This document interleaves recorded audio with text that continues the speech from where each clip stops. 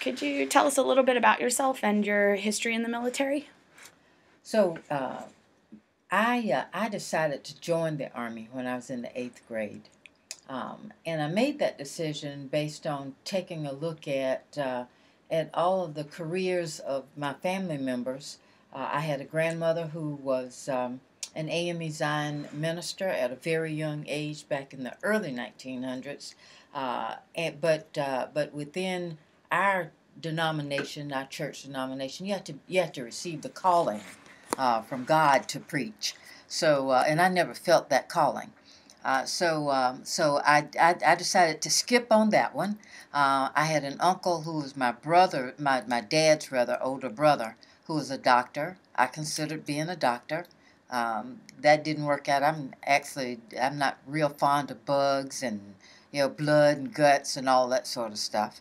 But my mother's oldest sister joined the Army the year I was born, and her life seemed wonderful. She seemed to have the material things that I certainly thought were important to have. She enjoyed her job. She traveled. She had great friends. She was absolutely gorgeous and always had great fashion. So I decided when I was in the 8th grade that I would pursue the Army as a career and join the Army as an officer. Graduated from high school, went off to college. That was still the goal of mine. In fact, I didn't marry probably my first real love because he said his wife could not be in the Army.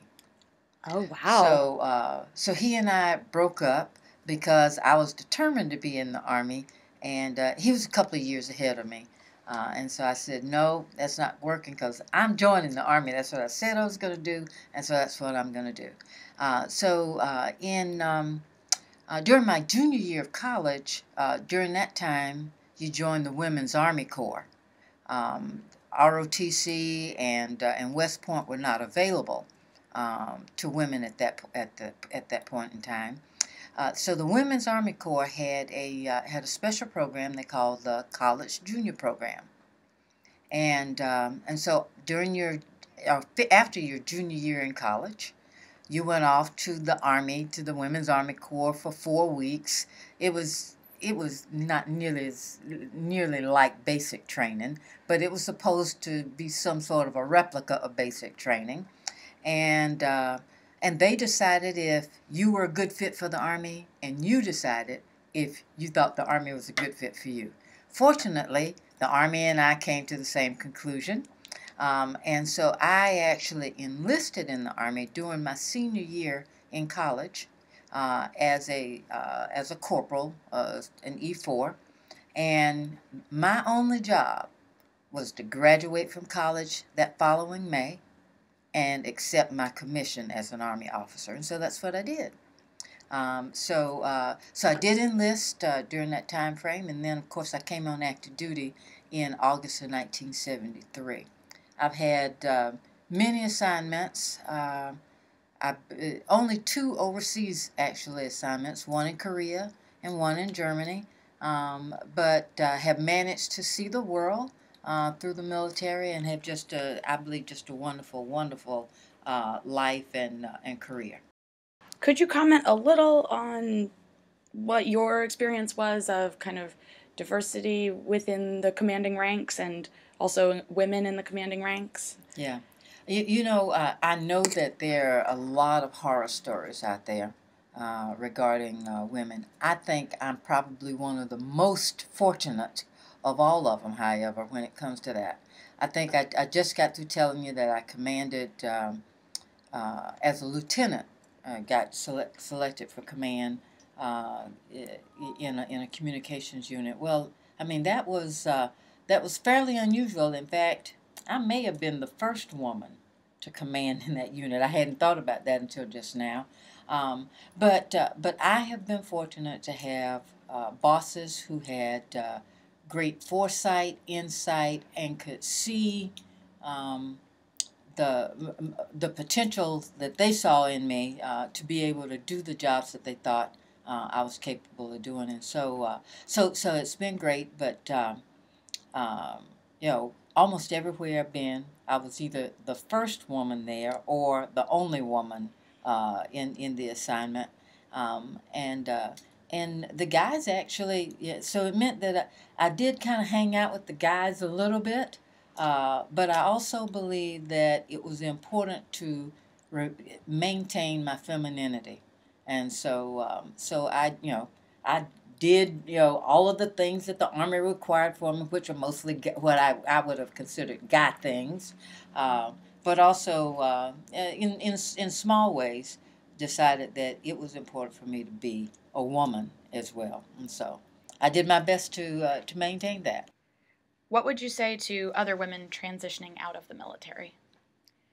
I'd say there are a number of things that you really ought to think about because I'm not sure that women do a lot of networking. A lot of women in the military not only are serving their nation, but they also are spouses, their wives.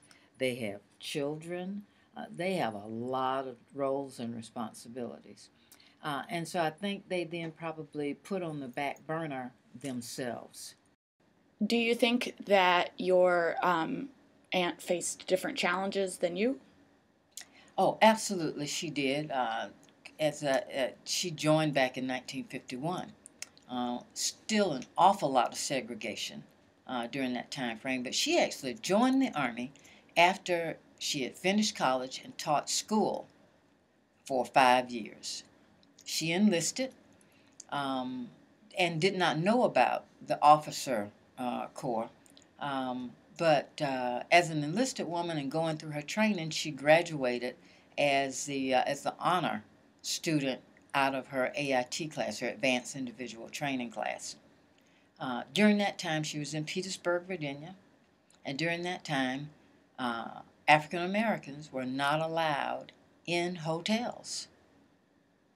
See, I can see your face, and you're saying, "I can't believe that," but that is true back in the early '50s and even later than that. Uh, and so they were going to have their first off of the base big party to celebrate finishing up their advanced individual training, her class. She could not attend because she was the honor student in the class because she was a black woman because they had it downtown in a hotel in Petersburg. Um, Did she ever talk about that? well, that's how I know about Yes, yes. it. So she talked about it, but not in terms of because as it turns out, she had a wonderful woman in her first sergeant uh, who recognized that she was a bit older, more mature than most of the younger women in her class, started to go through her records and saw that she was a college graduate and that she had taught school for 5 years. And she called her in and sat her down and said, you need to apply for a direct commission. So my aunt, in fact, followed her first sergeant's directions, did just as she said do, and received a direct commission as a second lieutenant, and so then restarted her career as an officer. And so 28 years later, she retired as a full colonel, yeah, at Fort Bragg, North Carolina. Hmm. Do you think that we have a continued path of women paving the way for other women to come in the military generationally? I do. We certainly have not what I call made it.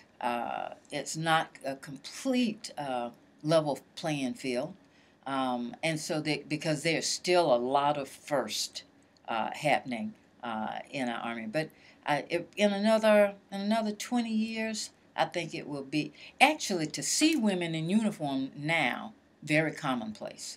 That wasn't that commonplace, 30 years ago.